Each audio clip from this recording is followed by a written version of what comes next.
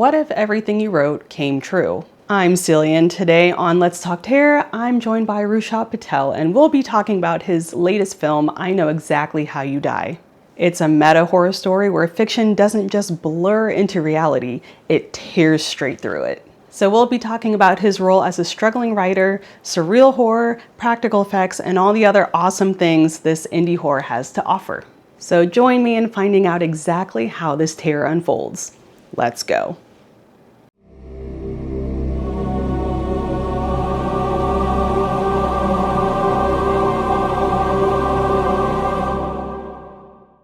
Hello, welcome. We are here today, of course, to talk about I Know Exactly How You Die. But before we do that, would you please introduce yourself? Tell me your name and what you do in this movie.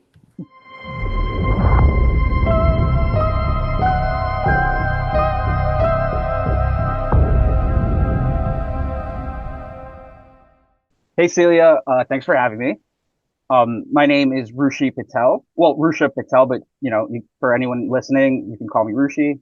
I am the lead actor and the executive producer of I Know Exactly How You Die, and yeah, I'm excited to talk about it. Do you want to give us a little, few sentences about what the movie is about for those who haven't seen it? Yeah.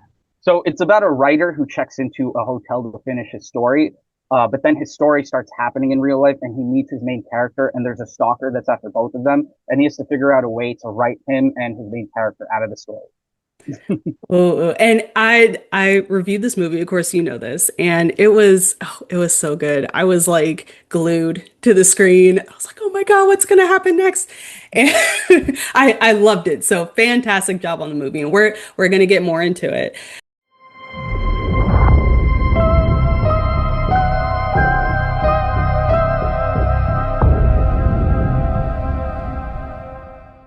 Tell me what was the initial spark for making this movie? Where did the idea come from? Tell us about that. So originally, it all started in the middle of the pandemic. I started out as an actor first, and there was no auditions, nothing like there was literally like you couldn't do anything. So I felt really sort of helpless as an actor.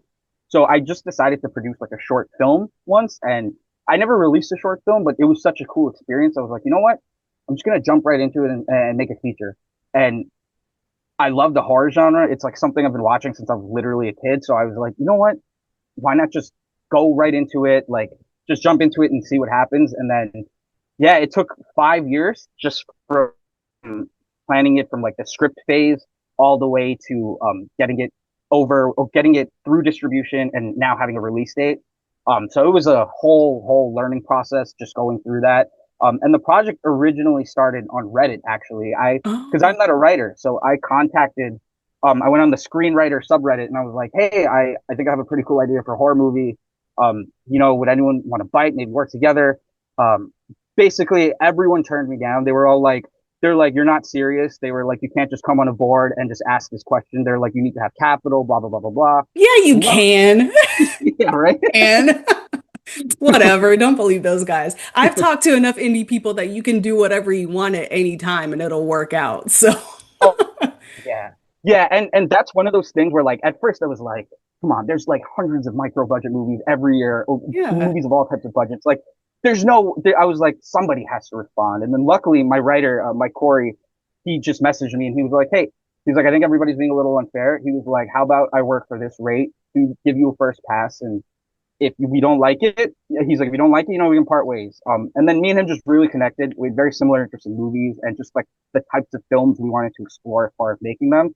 So we just connected really well. And then, yeah, 5 years later, now we're here.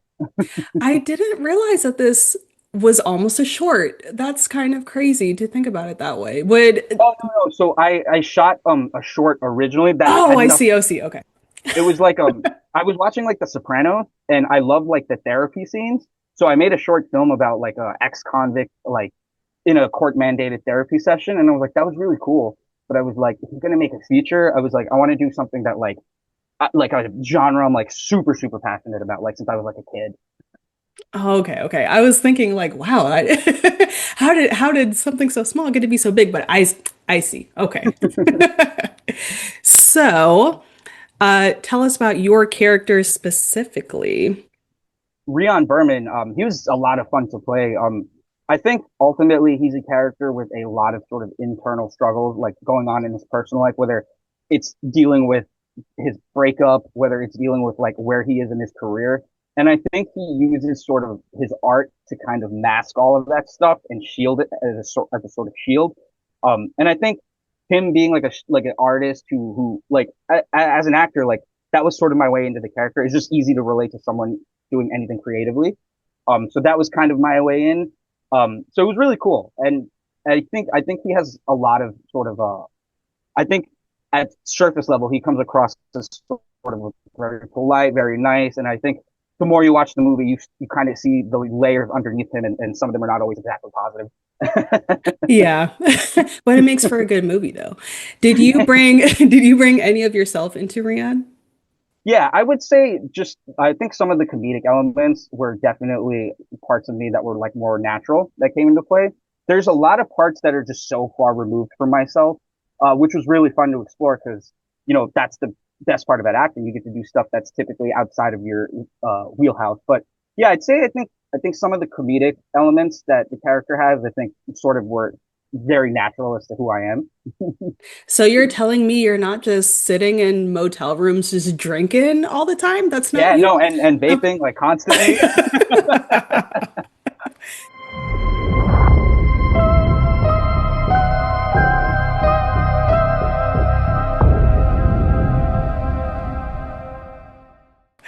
So, on that same note, Rian is messy. He's messy. He's flawed, but that kind of makes him special because it's human, you know. It's not a lot of times in movies, it's like you have these perfect characters, and it's like that's not really how life works. Everyone has some sort of like deep down thing Oh yeah. inside of them.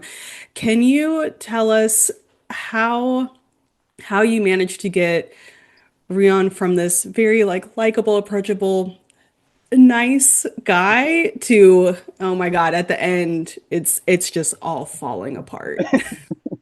I think psychologically that was one of the coolest sort of elements to explore, like seeing how carried away does this person get with his art? Is there a line he's willing to cross? Is there a line that he's willing to maybe not cross? And I think that was like a tightrope we were figuring out with him. And I think that was a very sort of interesting display because like you said, like he has sort of questionable motives later on, but I think that like to him, he views himself as sort of just this.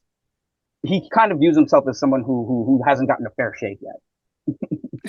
So now Rian is not the only character in this movie. We have two others, Katie and Nasha, and kind of a little bit opposite of what Rian does. They have this like sort of warmth to them. How did you approach balancing all of those different personalities in the same movie?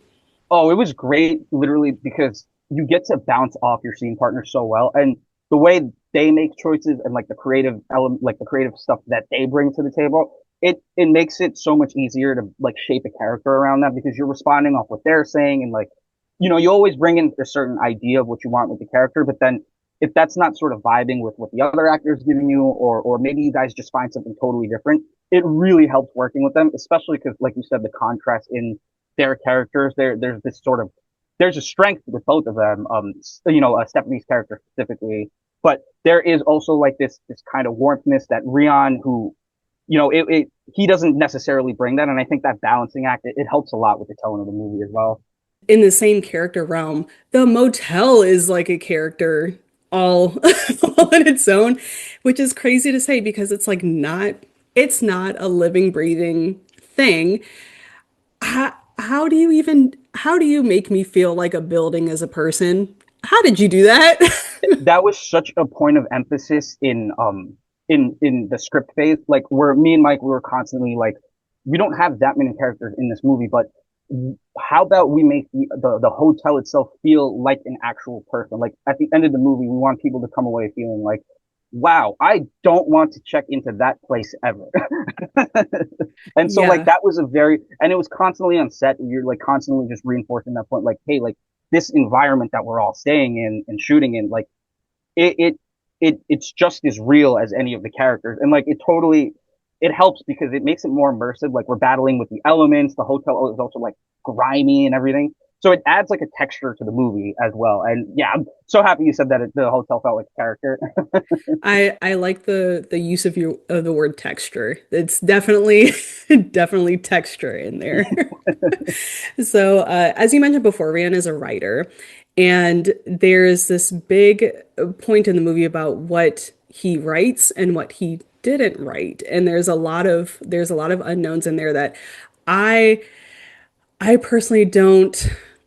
I love that aspect, but it's like, man, by the end of the movie, I still don't know like what is going on here, and I think that's kind of like a fun thing, leaving viewers that way.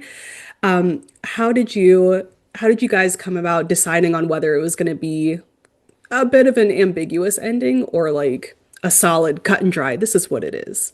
We wanted to make sure that like like because people really want consistency, and they want like the universe to make sense, which is a very fair thing for the audience to demand from the filmmaker. So we figured, how do you serve that story of like making this place feel super creepy, but then not bogging down people with like boring technical rules that they might not like? So we kind of wanted to do like a throwback to like older movies a little bit, in the sense that let the audience come up with stuff and extrapolate what they want from the movie. Because if we explain every single detail, like it'll just take out all the mystery. Yeah, that is very true. It's kind of like that argument about whether it's better to see the monster or to not see it. It's like a Yeah. lot of times maybe you shouldn't because you're always going to think of something way worse than what could ever be shown on screen. Oh yeah, Yeah. it's so cool. Like you can't no budget can ever compete with somebody's imagination. What goes No. on in their head. No, it's very rare if that ever happens. But what I will say is this actually brings us perfectly into the next next segment because we're going to talk about the kills.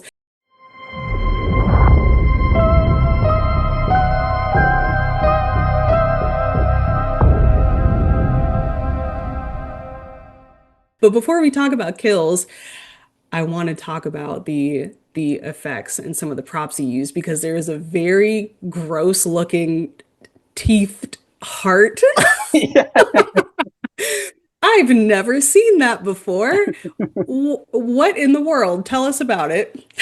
So our makeup and like sort of special effects artist, Tara Willis, she's amazing. So she's like a blood specialist. So we knew we wanted to make practical effects the entire time, as much as possible, because it's a Good. lot more immersive for audiences, and for the actors it informs their performance so much more, as opposed to just being like, hey, pretend there's blood gushing out here, or pretend you're holding like a green sock that we're going to turn into a heart later. So we just got really lucky, with her. She was amazing. And the teeth, like the blood in the heart, yeah, it's practical. I didn't realize that they were specialties. Like, I guess that makes sense in special effects. Like blood specialists. Oh yeah, That's there's like all kinds of niches. Like you'd be, yeah. That's awesome. I'm gonna have to get into special effects because I want to kind of add that title to my my resume. Blood specialist. I love that. Well, okay, so what about the actual kills? So we see all these gross things. What about the actual kill scenes? How did you guys So how was that process? it's like a like I'd say the first kill in particular is homage to the very first kill in the original Texas Chainsaw Massacre. Ours is Yes. obviously like a little different, but what we wanted to do was like, how do you honor like those classic sort of tropes that people love, but you can't just completely hijack it and just present it exactly the same way. How do you present it in a way where the audience is engaged and it's something new and exciting? So that first kill was definitely like a sort of homage to the Texas Chainsaw Massacre, and then the other kills, we were all always we always wanted to sort of variate them. Like, I mean, have variations in them, because it's just so much more fun for the audience, and like Right. for us to shoot, like you can get super. It's so much fun on set to be able to kill somebody. So that was, and honestly, a lot of that was up to Mike. He just like he just ran with it and did a great job. Did you guys like I'm trying to figure out how this works because I've never been on a set like during the movie making process. So how does that work? Do you guys like write out exactly what happens? Like, oh, I want this person to come up behind the other one and stab them, or do you kind of just tell them, okay, fight? No, so you definitely do rehearsals before, and you figure out the blocking and everything just to make sure. But it's like you said, like on when you're on set, like there's you can plan as much as you want. There's always things that you might have to tweak and stuff. So, and that is a lot of the fun because you get a lot of happy accidents and stuff. So, like you're on set, you're rehearsing the kills, and then you're just doing, you're sort of like getting as much coverage as possible, just so that in the edit you have options and you're making sure that the kills that have actual weight and impact because you want to make sure the choreography like really lands. So yeah, it's cool. It's a super collaborative process. Like everybody has a hand to play in it, which is awesome, especially in an indie film. Yeah, yeah. I have kind of a two-part question here. The first part of this question is, do you have a favorite kill? Oh yeah, I would say my favorite kill is I think it's a combination. I think it's a tie between the first one and then there's another one in a bathtub later, In a bathtub later. Okay. which I don't want to spoil. Yeah, yeah. Don't spoil it because I want people to watch this too. The second part of the question is, was there a certain effect that didn't go as planned, and how did that turn out?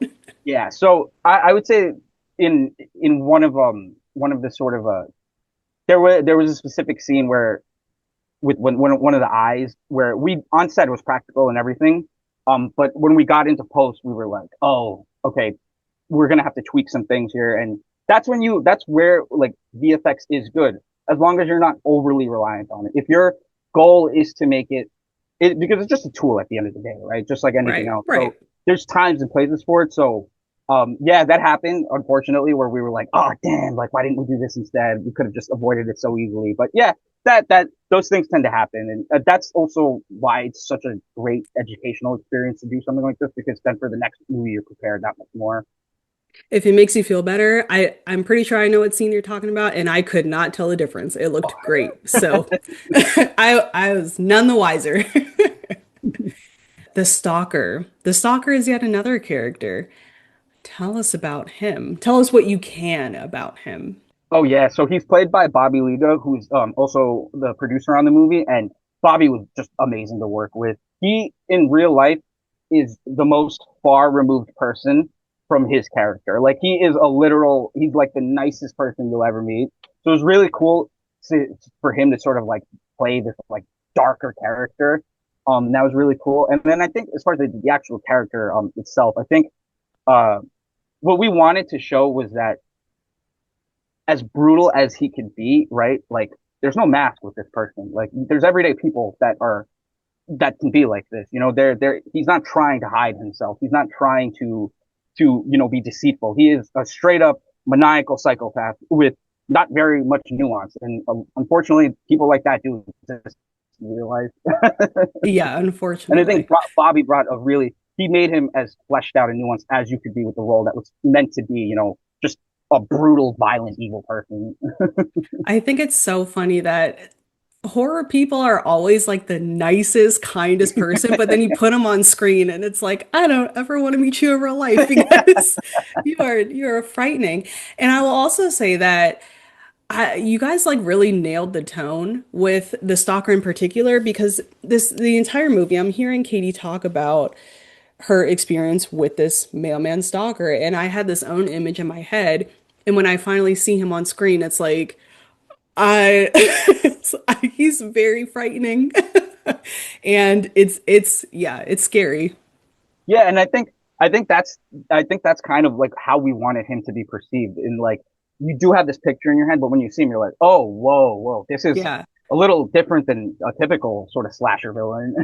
yes, definitely.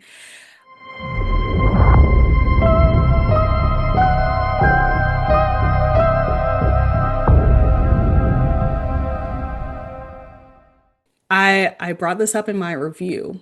There is like I don't know if you can consider it like a theme song kind of, Oh but no, it's the hotel theme. It's a hotel okay, theme. okay. So the hotel has a theme that feels like a circus or a carnival.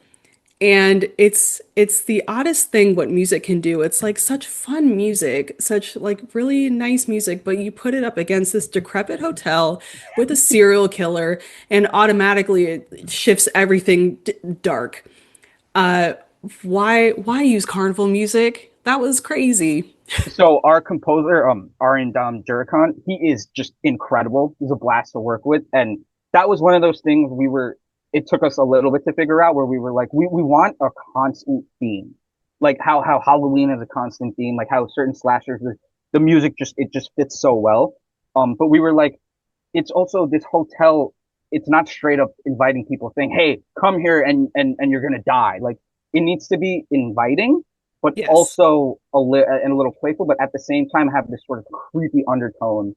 And I think like you said, like that carnival aspect really captures that because when you hear carnival music, it's like uplifting and cheering, but then at the same time, and with this movie, there's like this sort of darkness underneath all that. It doesn't belong there. So it automatically tells me that like something's off. So it's this is not right here. It's the wrong music for the wrong place. And I wrote here in my notes, it almost feels like the music is reminding us how absurd everything is. Like everything is crazy. It's not just that it's the wrong music in the wrong place. It's that what's going on in here is also really crazy. It's this whole Yeah, no, everything you write is coming true. That's not the supposed to the happen. the absurdity of the situation itself is it's wild, which is like, and that's like you said, like that's where some of the music actually is ironic because it's the hotel's way of saying, hey, like this is me in control. Like I am just as much of a force as any person breathing in this movie. Yes, yes, for sure.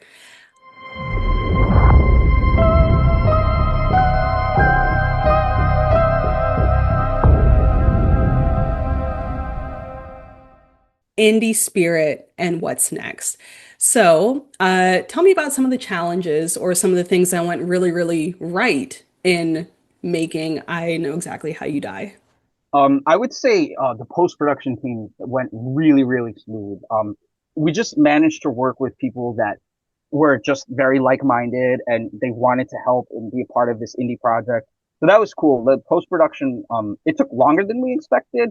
And that was another thing I learned with indie movies where like you kind of can't wait for the right timing as far as like financing and everything.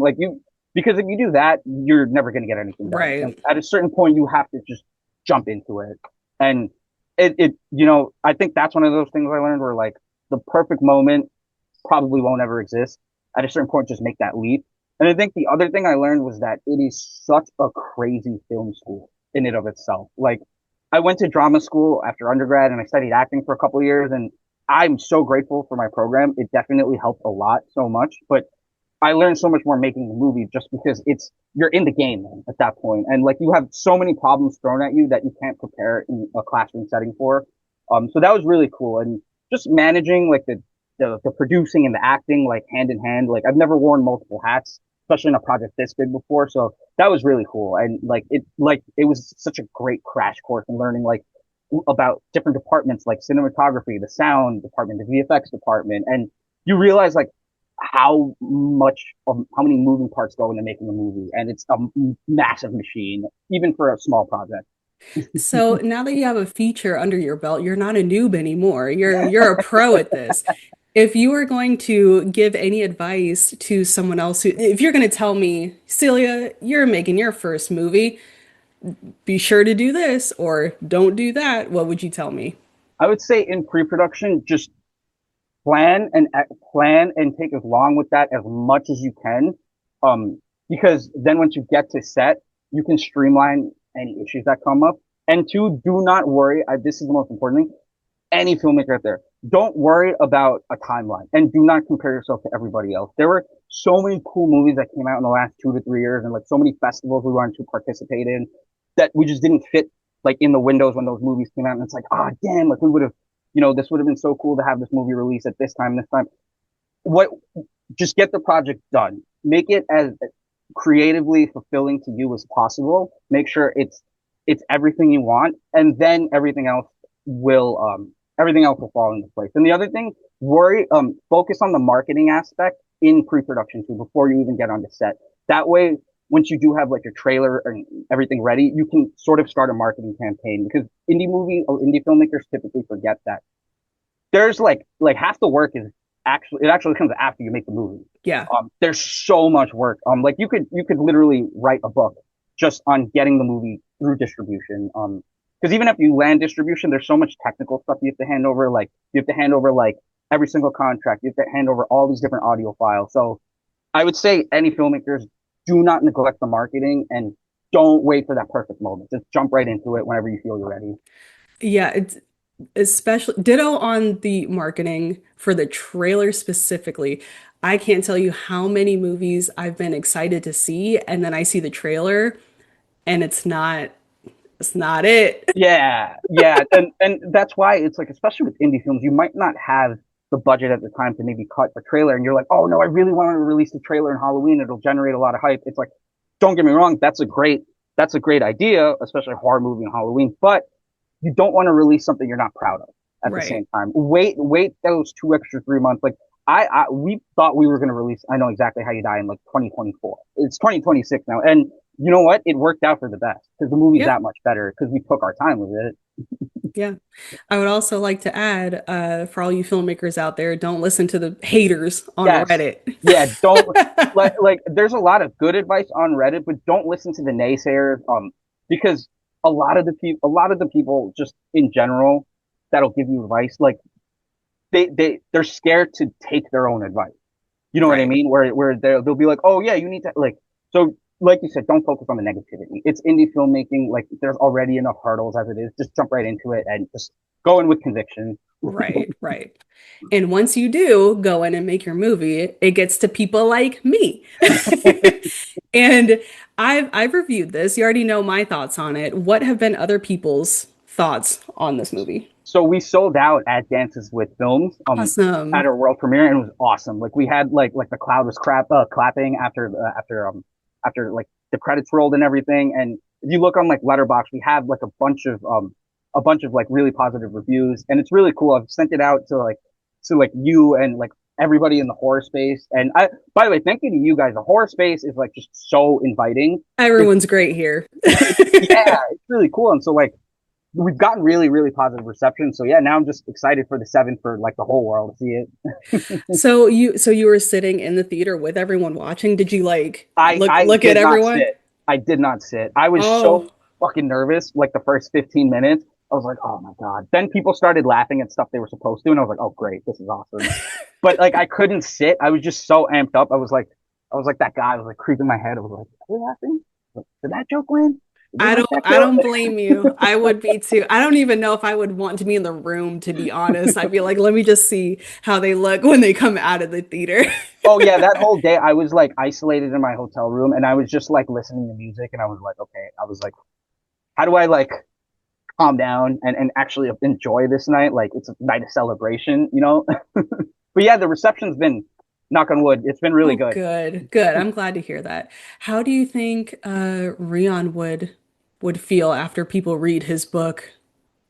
I think Rion in his own way would probably just feel so happy that there's attention on it in general.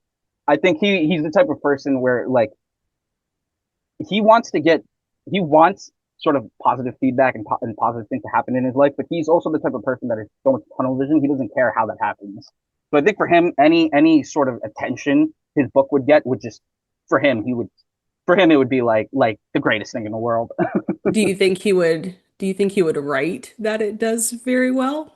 I think he would try to definitely. I don't think he trusts himself enough to be like, oh yeah, I can land on the New York Times bestseller list. So Rishi, for you, do you see yourself making uh more of this type of story, or is this like a one and done kind of thing? Are you going to stay in horror? What are you going Oh, to stay in do? horror completely. Yeah, definitely. Good choice. Yeah, it's just like it's such a great genre because those moments that you don't want in maybe some other genres like dread and fear, that's the fun part of horror. And I think like just the horror audience is they're so welcoming that like it's one of those things where you can sort of present maybe a concept that is a little different or odd, and they'll go in with an open mind. So I want to, and I've been watching horror movies since I was like a kid, so it's definitely something I just want to keep exploring down the line. But yeah, like the next feature will definitely be another horror movie. Okay. Do you have any ideas in mind? Are you working Yeah, on well, right now something? we have we have like a couple scripts that we think would like turn into a really good horror movie, and there's a couple short films that we're looking at, like maybe like getting the rights to and sort of adapting that. So we have stuff in the pipeline, but yeah, it's just like the nature of indie filmmaking. The Yeah. timeline might not go as exactly planned. Well, I'll be here when it's ready. You know where to find me. All right, now is your time to promote anything, whatever you want. Where can we find you? Yeah, All the things. so you can find me mainly on Instagram of Rushabh RUSHABH underscore Patel underscore 67. That I'll be promoting the movie and just sort of like my career on that platform just as much. I just find that like I don't know, Instagram's very cool. Like the horror community has been like probably one of the bigger reasons why I'm using that platform. So yeah, I'll be on there and yeah, the movie will be out April 7th on Amazon and Fandango VOD. So please check it out. Awesome. Okay. A huge thank you to Rushi for coming to talk to me about I Know Exactly How You Die. It's a film that proves that sometimes the scariest stories are the ones that refuse to stay on the page.